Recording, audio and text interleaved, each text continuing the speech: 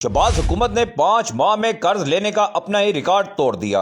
वफाकी हुकूमत ने रवा माली साल के इब्तदाई 5 माह जुलाई तक नवंबर 2025 में 858 अरब रुपए कर्ज हासिल किया।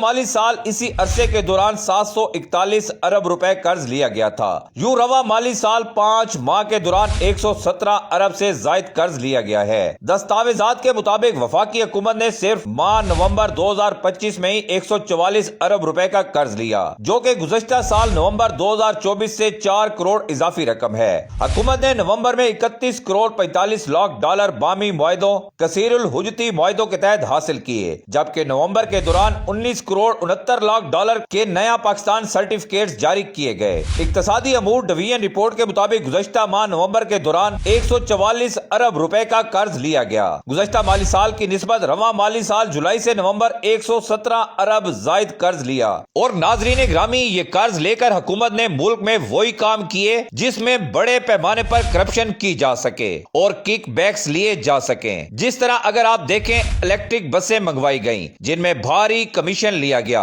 इसी तरह लैपटॉप में करोड़ों रुपए इधर उधर किए गए। इसी तरह तजावजात हटाने की मद में करोड़ों रुपए बटोरे गए। ये कर्ज का पैसा सफाई के नाम पर सुथरा पंजाब प्रोजेक्ट पर लगाया गया, जिसमें तारीख की सबसे बड़ी करप्शन अभी तक जारी है। गरीब अवाम का 200 अरब रुपया ठेकेदारी सिस्टम के तहत लगाया जा रहा है, जिसमें ठेकेदारों से करोड़ों रुपए रिश्वत वसूल की जा रही है। ये सब काम इसी कर्ज से हो रहे हैं, जिसके शहबाज हुकूमत रिकॉर्ड तोड़ रही है। ये इस गरीब अवाम को मजीद गुर्बत की लकीर से नीचे ले जाने के लिए कर्ज लिए जाते हैं, ताकि ये गरीब अवाम सारी जिंदगी इनके बच्चे ये कर्ज उतारते रहें। लिहाजा जब तक ये कौम बगैर किसी के कहे खुद खड़ी नहीं होगी, ये इसी तरह दोनों हाथों से इस कौम को लूटते रहेंगे।